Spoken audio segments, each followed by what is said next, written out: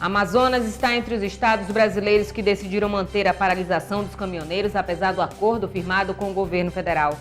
Tem que diminuir a carga tributária incidente tanto sobre o diesel como sobre a gasolina. Hoje, de cada litro de gasolina, 45% é carga tributária. A Lean firma parceria com a Câmara de Iranduba para a modernização de leis e outros programas. É a interiorização da Assembleia. A Assembleia não é a Assembleia de Manaus, nós somos a Assembleia do Estado do Amazonas. Ex-secretário da SUAB vem ao Legislativo prestar esclarecimentos sobre o contrato com a empresa de soluções interativas. E mais, a Assembleia reconhece o papel da Fundação Amazonas Sustentável. É tudo o que a gente precisa no interior da Amazônia. Desenvolver sem destruir. O Além Notícias já está no ar com os principais fatos da semana no Parlamento Estadual.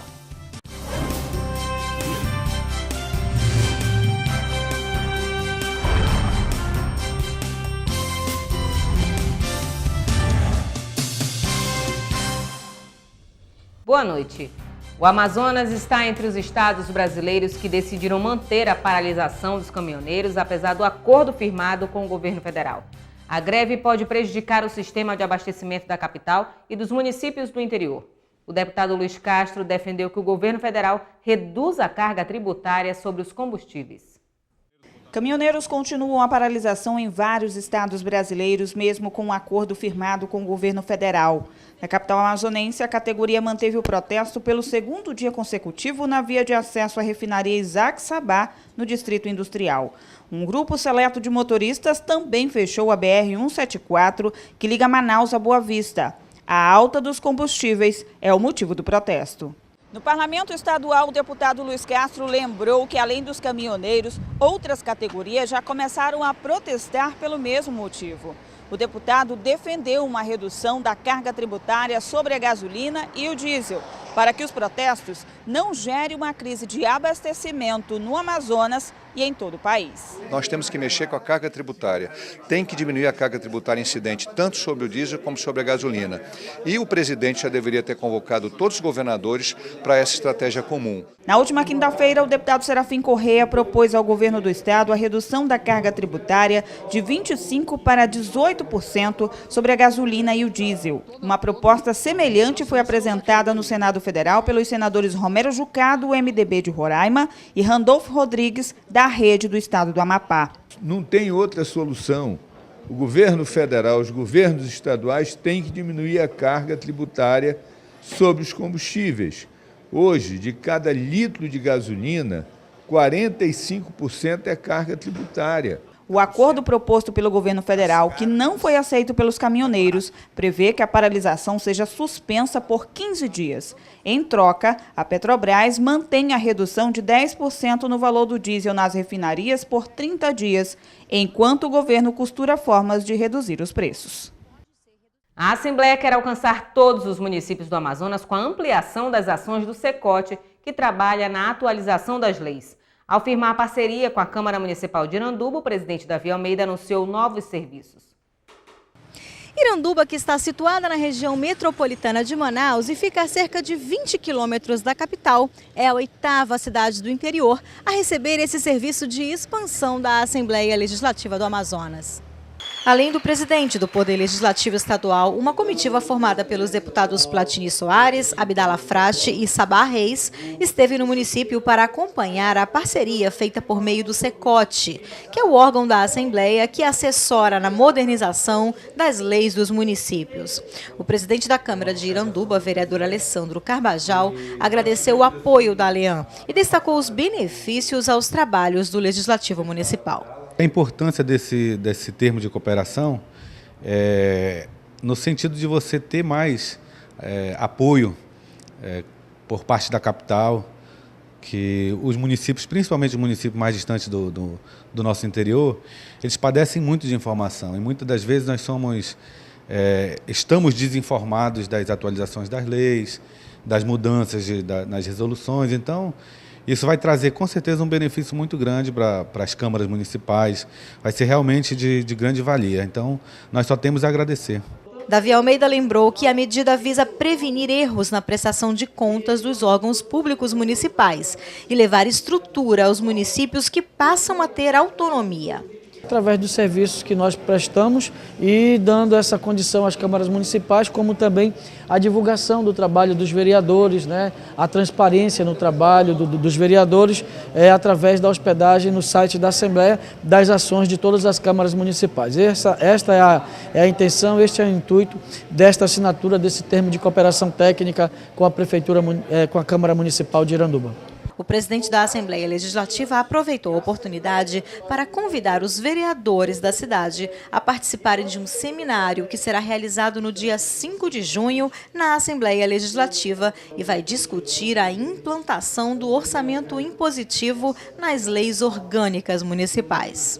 Carta de alforria dos legislativos municipais, eles terão as mesmas condições que têm os deputados estaduais, deputados federais e senadores, que são os legisladores, através de participar do orçamento do município com as emendas impositivas, o orçamento participativo. Nós vamos fazer esse seminário no dia 5, lá na cidade de Manaus, no auditório Bellarmino Lins, em que nós estaremos colocando à disposição essa emenda à lei orgânica do município para ser aprovada e ter um percentual através da LDO e no final do ano, através da lei orçamentária anual, os valores pertinentes a cada emenda de vereador para o ano de 2019. Ex-secretário da SUAB vem à Assembleia esclarecer sobre o contrato com a empresa ESO Soluções Interativas, responsável pelo levantamento de todas as dívidas do governo federal junto ao Estado. O ex-secretário da SUAB, Coronel Nilson Cardoso, se pronunciou na tribuna com cessão de tempo do presidente da Assembleia Legislativa, deputado Davi Almeida, e do deputado Sabá Reis. O ex-gestor levou esclarecimentos sobre o convênio realizado com a empresa ESO Soluções Interativas em setembro de 2017.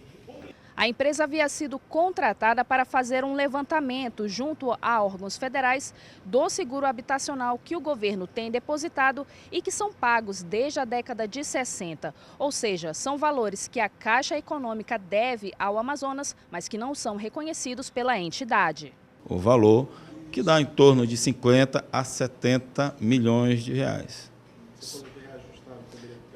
Que reajustado de 1967 para cá, isso é o cálculo da empresa, daria um total de 27 bilhões. O governo federal não paga dívidas reajustadas por correção monetária, pela taxa Selic, pelo reajuste de planos econômicos. Então, o governo federal nunca pagou e não acredito que pague.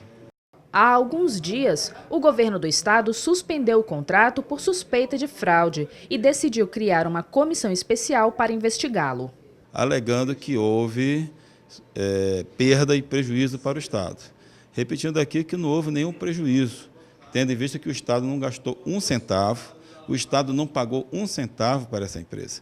Essa empresa só receberia o seu pagamento se o governo federal, no final de todo o processo, que dura em torno de 4 a 5 anos, pagasse o governo do Estado do Amazonas. E o Estado do Amazonas pagaria os serviços prestados a essa empresa. Como o governo federal nem reconheceu a dívida, nem pagou nada para o Estado, a empresa contratada também não recebeu nada. O caso também já está sendo investigado pelo Ministério Público do Estado, mas o ex-secretário afirma que todo o trâmite ocorreu de forma totalmente lícita. Então, a dúvida que está referente a isso, que o contrato foi feito no apagar das luzes da administração passada, que não ocorreu, foi feito 20 dias antes do término da administração passada, foi publicado no Diário Oficial, foi tornada pública esse contrato, o contrato de risco para a empresa e não para o Estado, né? Então, foi auditada pela auditoria, pela procuradoria, o contrato totalmente lícito, totalmente correto, totalmente legal. A Comissão de Constituição e Justiça aprovou o projeto de lei que isenta donos de veículos roubados do pagamento do IPVA. Além das CCJ, as comissões de saúde e de jovens aprovaram mais 28 projetos. O projeto de autoria do deputado Dermilson Chagas prevê que donos de veículos roubados sejam isentos do pagamento do Imposto sobre a Propriedade de Veículos Automotores, o IPVA. Pelo texto da matéria, caso o imposto já tenha sido pago, os valores também poderão ser restituídos se o veículo não for recuperado. A dispensa do pagamento do IPVA ocorre a partir do mês seguinte ao da ocorrência do roubo ou do furto. Durante a reunião da Comissão de Constituição e Justiça, outros 19 projetos foram aprovados e devem ser encaminhados para votação em plenário. Um foi retirado de pauta, 20 foram aprovados e um foi com voto contrário à matéria. Então, é mais uma realização que todos os meses se faz, a reunião da CCJ, com esse resultado desse trabalho afinco dos nossos deputados. As comissões de saúde e de jovens, crianças e adolescentes também analisaram outras matérias.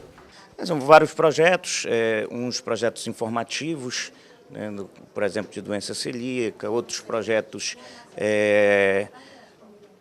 para que a população tenha um documento quando não tem uma medicação, dias que podem ser de orientação. Enfim, são vários temas que a gente tem discutido e tem feito com que a comissão não segure os projetos e possa colocar ao plenário. Nós tivemos a aprovação do projeto que dispõe sobre a criação da Semana do Planejamento e Combate à Exploração Sexual de Menores. Essa aprovação vai fazer com que possamos ter ainda mais espaço e movimento para trabalhar a favor das nossas crianças. E o presidente da Lenha, deputado Davi Almeida, cobrou celeridade das secretarias de Estado na execução das emendas impositivas aprovadas no Legislativo. A Casa já enviou os ajustes solicitados pela Secretaria de Fazenda. O presidente, deputado Davi Almeida, disse em plenário que já se encontra na Secretaria de Estado da Fazenda os ajustes das emendas impositivas aprovadas pelos parlamentares para serem executadas.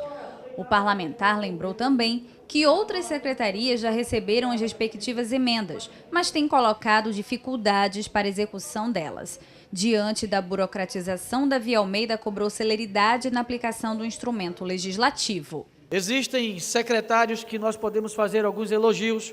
O secretário da Educação, Fundo de Promoção Social, da mesma forma que a deputada Alessandra aqui pontuou.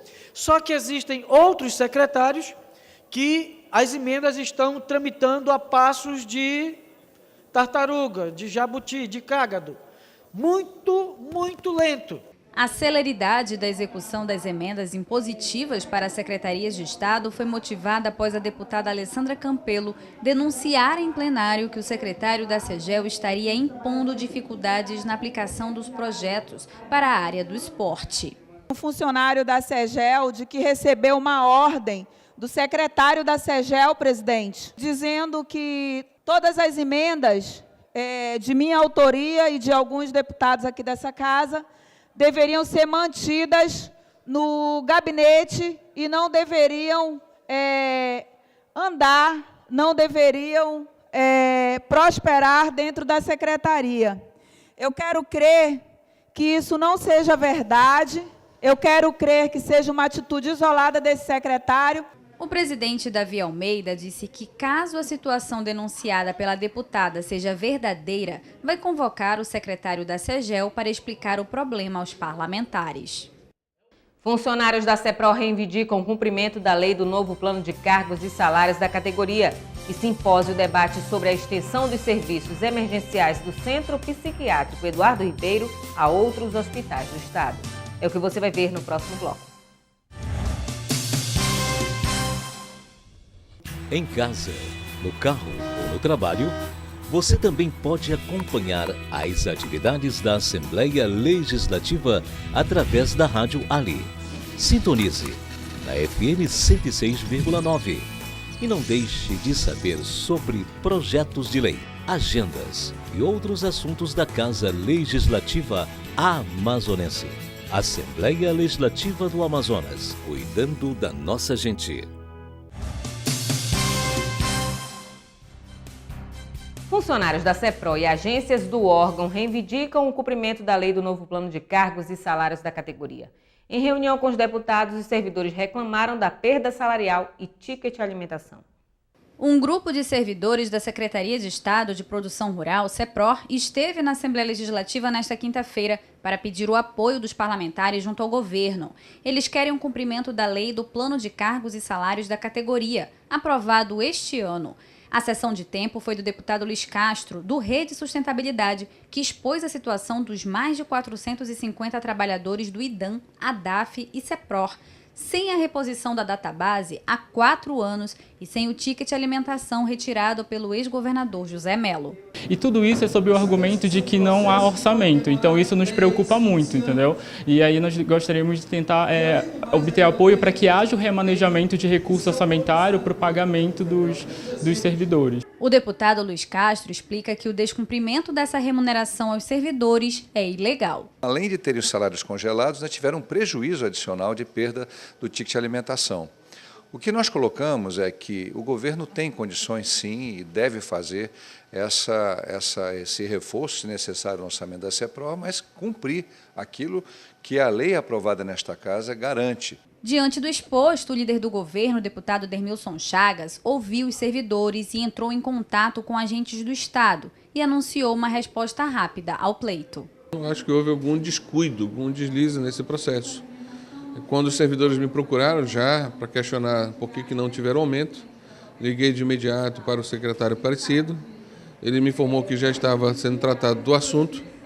O secretário da Casa Civil, o Arthur Lins, já conversou com o subsecretário, devido à ausência do secretário, do titular.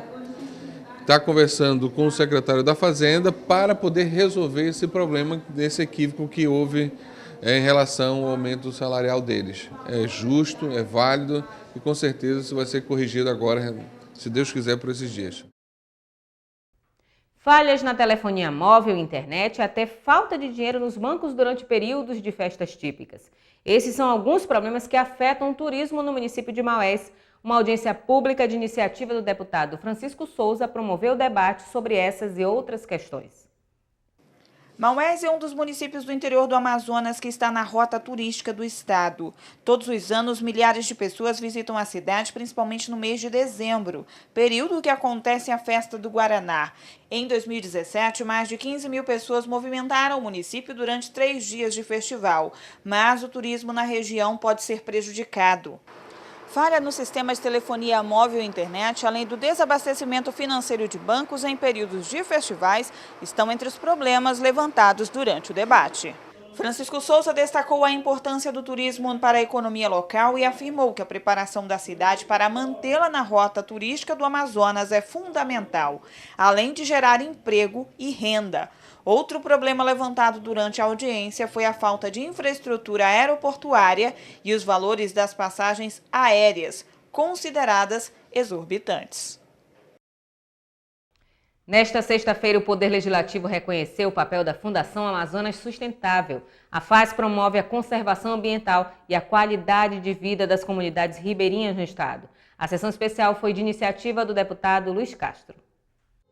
A atuação da Fundação Amazonas Sustentável é dividida em 3 programas. O Bolsa Floresta enganja famílias dentro e no entorno de unidades de conservação estaduais e garante a essas famílias o ganho de direitos e benefícios em nível comunitário. O Programa Educação e Saúde, que desenvolve projetos para promover o desenvolvimento integral de crianças de 0 a 6 anos, educação de jovens e adultos e formação profissionalizante em 9 comunidades. E o terceiro é o programa Soluções Inovadoras, que incentiva diferentes iniciativas para o desenvolvimento sustentável do Amazonas. A Fundação Amazonas Sustentável foi criada em fevereiro de 2008 pelo Banco Bradesco, em parceria com o governo do estado.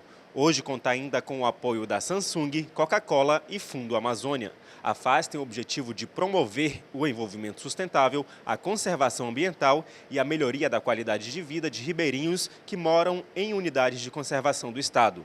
Para reconhecer o trabalho feito ao longo dos 10 anos, o deputado pela Rede, Luiz Castro, realizou uma sessão especial. A FAS fez e faz a diferença nessas comunidades. Ela conseguiu desenvolver programas importantíssimos que melhoraram a qualidade de vida dessas populações e, ao mesmo tempo, promoveram a preservação do meio ambiente, que é tudo que a gente precisa no interior da Amazônia. Desenvolver sem destruir. melhorar a qualidade de vida das populações, com oportunidades melhores de educação, de saúde, de geração de emprego e renda, de conhecimento, sem detonar os nossos recursos naturais. Em 2016, quase 600 comunidades receberam ações da FAES, beneficiando 10 mil famílias. Foram realizadas 149 oficinas de planejamento participativo e fechadas 210 parcerias. É essencial não apenas parar totalmente o desmatamento, como também é necessário fazer com que a pobreza, a baixa qualidade de vida das populações tradicionais, populações indígenas, seja revertida da forma mais urgente possível. É uma questão de natureza ética. Se nós dependemos das florestas que essas pessoas cuidam, é justo, é natural, é correto que elas sejam recompensadas por esses benefícios que eles nos geram. A deputada pelo MDB, Alessandra Campelo, também participou da sessão especial e destacou a importância do trabalho realizado pela Fundação. Aqui em Manaus mesmo desenvolve projetos na área do esporte. Eu mesma, quando fui secretária de Juventude, Desporto e Lazer, tive a oportunidade de desenvolver um trabalho com jovens indígenas na arquearia olímpica, né, jovens que tinham um talento com arco e flecha nas suas comunidades, que vieram aqui trabalhar com o seu talento com o arco olímpico e que hoje são inclusive campeões em competições nacionais e internacionais. Colaboradores da Fundação também receberam certificados de honra pelos serviços prestados. A Alean, em parceria com a Rede de Atenção Psicossocial, realizou o 2º Simpósio Intersetorial de Saúde Mental. A discussão foi sobre a extensão dos serviços emergenciais do Centro Psiquiátrico Eduardo Ribeiro a outros hospitais do estado. O 2º Simpósio Intersetorial da Rede de Atenção Psicossocial, RAPS do Amazonas, este ano trouxe o tema Saúde Mental, Famílias e suas Conexões, o afeto no cuidado. O evento foi realizado em parceria com o Poder Legislativo, por iniciativa do deputado Luiz Castro. Esse seminário é para construir essa capacidade de interagir dentro da família com serviços existentes, com os profissionais, também passar essas informações para os acadêmicos da área de psicologia. Enfim, é uma construção coletiva em que se diz, apesar da rede ser frágil, nós precisamos trabalhar como ela é. No encontro foram discutidas melhorias para o tratamento das pessoas que sofrem com a doença. A ideia é ir além do Hospital Psiquiátrico Eduardo Ribeiro, onde funciona o setor de emergência, e implantar o atendimento médico em hospitais gerais do estado, no intuito de promover a socialização dos pacientes. Ainda vai ter os hospitais gerais, os leitos em saúde mental, porque em algum momento da vida a pessoa também pode precisar de um hospital, né? Então a gente está falando de pessoas que têm sofrimento mental, pessoas que têm transtorno mental e pessoas que fazem uso de álcool e outras drogas, né? A política ela abarca esses segmentos, porque não necessariamente a pessoa que tem sofrimento mental ela tem transtorno. O transtorno já é psicopatologia instalada, mas também a gente visa qualidade de vida para essas pessoas. O evento contou com a participação de acadêmicos de psicologia, profissionais da área de saúde mental, gestores e usuários da rede de atenção psicossocial.